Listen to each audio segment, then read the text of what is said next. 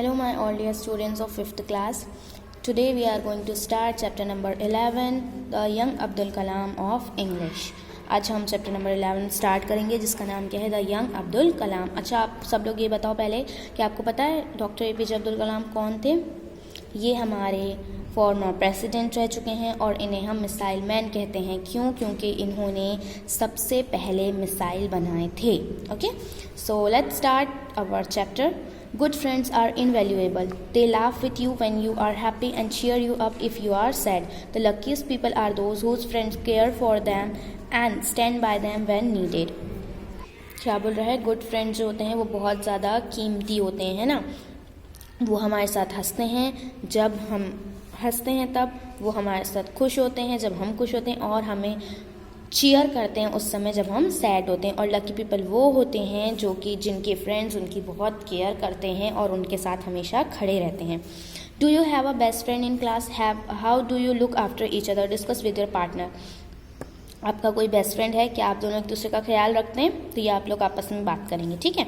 The graphic story is about doctor APJ Abdul Kalam, the former president of India. He was extremely popular among students and young children. His stories inspire us all. He rose from a humble background and went on to become one of the greatest scientists in space technology. Later he became the 11th president of India. ये एक graphic story है doctor APJ Abdul Kalam के बारे में, जो कि हमारे former president रह चुके हैं, यानी हमारे प्रेसिडेंट रह चुके हैं ना. वो बच्चों के बीच बहुत ज़्यादा पॉपुलर हैं. उनकी स्टोरीज़ हम सबको इंस्पायर करती हैं, है ना. वो एक काफ़ी हम्बल बैकग्राउंड से थे और फिर बड़े होकर वो एक बहुत बड़े साइंटिस्ट बने स्पेस टेक्नोलॉजी में, है ना. और उसके बाद वो हमारे 11th प्रेसिडेंट भी बने. ठीक, तो स्टोरी स्टार्ट करते हैं. Kalam spent his childhood in Rameshwaram in the South India. It is an island city which is famous for many temples. Kalam lived here on Mosque Street. जो कलाम हैं APJ Abdul Kalam, वो रामेश्वरम में बड़े हुए हैं साउथ इंडिया में. ये एक आइलैंड सिटी है जो कि टेम्पल्स के लिए जानी जाती है और कलाम यहाँ पे रहते थे एक मॉस्क स्ट्रीट में. Young Kalam would go to the mosque daily and every day while returning from the mosque young Kalam would loiter near the temple. क्या बोल रहा है? यंग कलाम जो है वो डेली मस्जिद जाते थे, मॉस्क जाते थे, है ना. और उसके बाद वहाँ से वापस लौटते समय वो जो टेम्पल होते मंदिर के आसपास घूमते रहते थे. The people at the temple were shock to see Kalam loitering near the temple every day. और वहाँ के जो लोग थे वो रोज़ उन्हें मंदिर में देखकर काफ़ी शॉक्ड रहते थे, है ना. Who is this boy? Every day he comes and loiter around here. वो कहते हैं कि ये लड़का कौन है जो यहाँ डेली आता है और यहाँ पे घूमता है. What business does he have here? उससे यहाँ क्या काम? He never enters the temple so let him B. वो कभी भी मंदिर के अंदर नहीं आता तो ठीक है, उसको छोड़ दो, वहाँ पे लोग बोले, है ना. फिर क्या हुआ? They did not know that the young lad was enhanced by the chanting of the mantras. He enjoyed hearing them while waiting for his friend Ramanand Shastri who would be reciting the mantras with his father. वो लोग ये नहीं जानते थे कि young कलाम को वो जो मंत्र वहाँ पढ़ते थे वो सुनना अच्छा लगता था, है ना. और वो वहाँ वेट करते थे अपने फ्रेंड रामानंद शास्त्री का, जो कि अपने पिताजी के साथ, अपने पापा के साथ में वहाँ मंत्र पढ़ते थे. I love this chanting. It's so soothing, makes me feel calm and peaceful. It's a pleasure waiting for Rama. वो क्या कहता है, वो क्या सोचते हैं कलाम कि मुझे ये सुनना बहुत अच्छा लगता है, मुझे तो ये मतलब काफ़ी मुझे ये काम फील होता है ये मंत्र सुन के, और ये काफ़ी पीसफुल है, और रामा के लिए वेट करना भी मुझे अच्छा लगता है. Rama would sit with his father singing the hymns. He would often glance at Kalam and smile. His father also noticed his son's friend intently listening to the hymns and chants.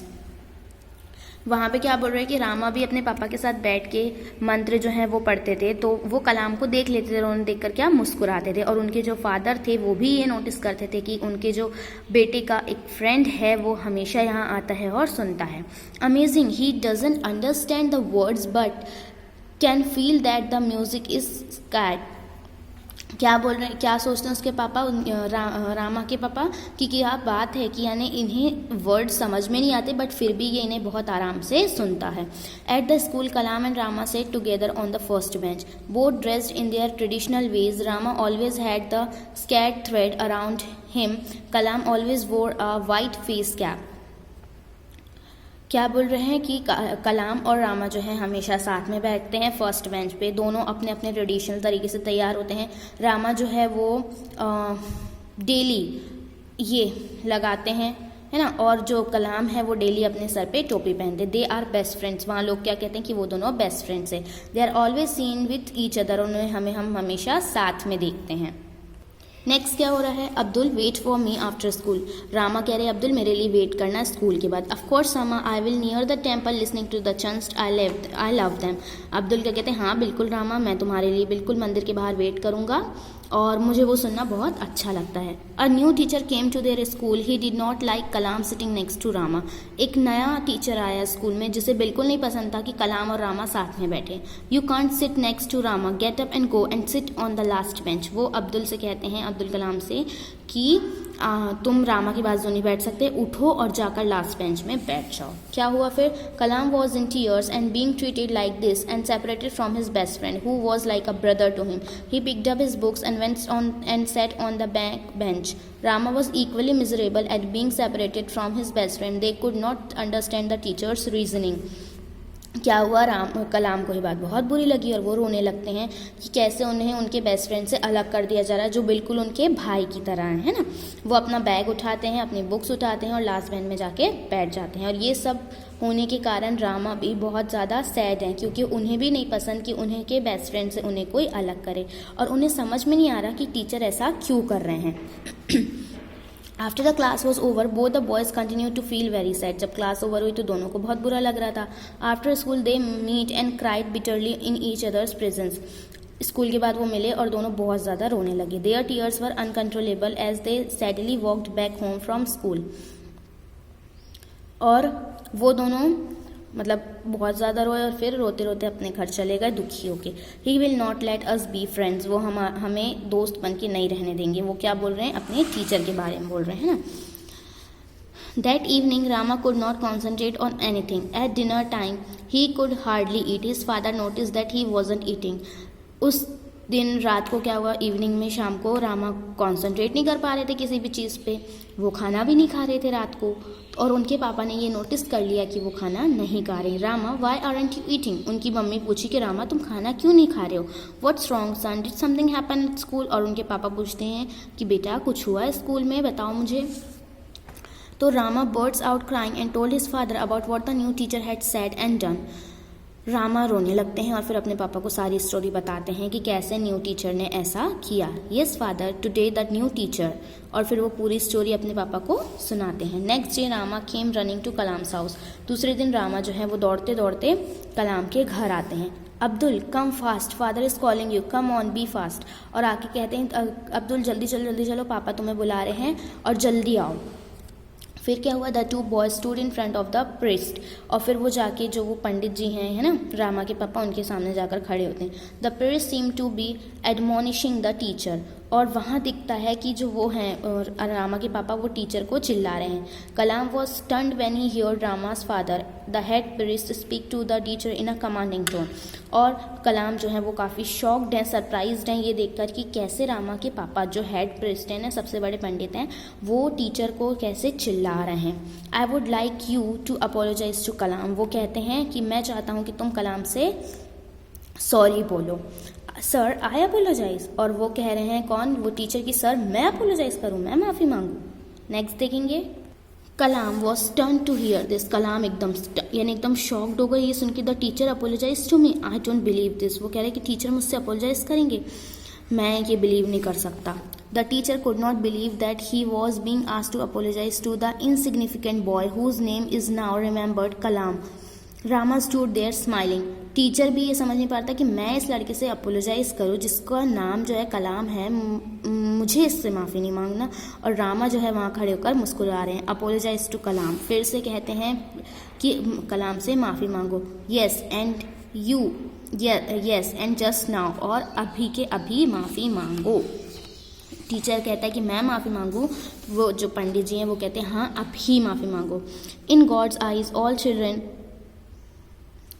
are the same. The duty of a teacher is to ensure that they live in harmony with each other and the difference in their background should not affect them. जो पंडित जी हैं वो क्या कहते हैं कि God की eyes में हर बच्चा जो है वो सेम होता है और टीचर की ये ड्यूटी होती है कि वो उनको साथ में रखे, एक दूसरे के साथ। उनके बैकग्राउंड के कारण उन पे कभी असर नहीं पड़ना चाहिए, है ना। फिर he said that the teacher would know longer teach in the school, और फिर वो कहते हैं कि ये टीचर स्कूल में फिर नहीं पढ़ाएगा। With such hatred in your mind I can not permit you to teach the children of this village. वो कहते हैं कि क्योंकि तुम्हारे दिमाग में इतनी ज़्यादा नफरत है, मैं ये बिल्कुल परमिट नहीं करूँगा कि तुम गाँव के बच्चों को पढ़ाओ। The teacher was sorry for his behaviour, he realise that the head priest was right. He had learned a great lesson in life. He apologized to Kalam and hugged him. The head priest stood there observing the teacher and understood that the teacher was genuinely apologetic. क्या होता है, वो जो teacher है उससे अपने behaviour समझ में आता है कि वो गलत कर रहा था, उससे अपनी गलती का एहसास होता है और समझ में आता है कि जो हेड पेरिस्ट हैं यानी कि जो बड़े पंडित जी हैं वो बिल्कुल सही बोल रहे हैं ना। और वो अपनी लाइफ का एक बहुत बड़ा लेसन सीखते हैं। वो कलाम से जाकर माफ़ी मांगते हैं और उन्हें गले भी लगाते हैं। और ये सब जो रामा के पापा हैं वो बहुत अच्छे से देखते रहते हैं और उन्हें ये समझ में आता है कि जो टीचर है वो जेन्युइनली बहुत दिल से माफ़ी मांग रहे हैं। नेक्स्ट क्या होता है, The head priest took back his order and permitted the teacher to continue teaching in school. Kalam and Rama happily continued to sit together in front seats. और फिर जो हेड प्रिस्ट हैं वो अपने वर्ड्स वापस ले लेते हैं और उस टीचर को वहाँ पढ़ाने के लिए मतलब परमिट कर देते हैं, परमिशन दे देते हैं स्कूल में पढ़ाने के लिए। और फिर कलाम और रामा हैप्पीली अपनी सीट पे साथ में बैठते हैं, वो भी फ्रंट सीट पे। They remain the best of friends all their lives, और फिर वो ज़िंदगी भर दोनों बेस्ट फ्रेंड्स रहे। ओके, तो ये स्टोरी थी जो कि डॉक्टर APJ अब्दुल कलाम के बारे में थी और उनके दोस्त रामा के बारे में। ओके, सो इसके आगे आपका लेट्स ट्राई 1 और 2 जो है उसकी पिक मैं आपको सेंड कर दूंगी, ये आप लोग अपने बुक में फिल करेंगे। और इसके आगे की जो एक्सरसाइज है चैप्टर की वो हम कंटिन्यू करेंगे नेक्स्ट वीडियो से। So till then bye all of you and take care.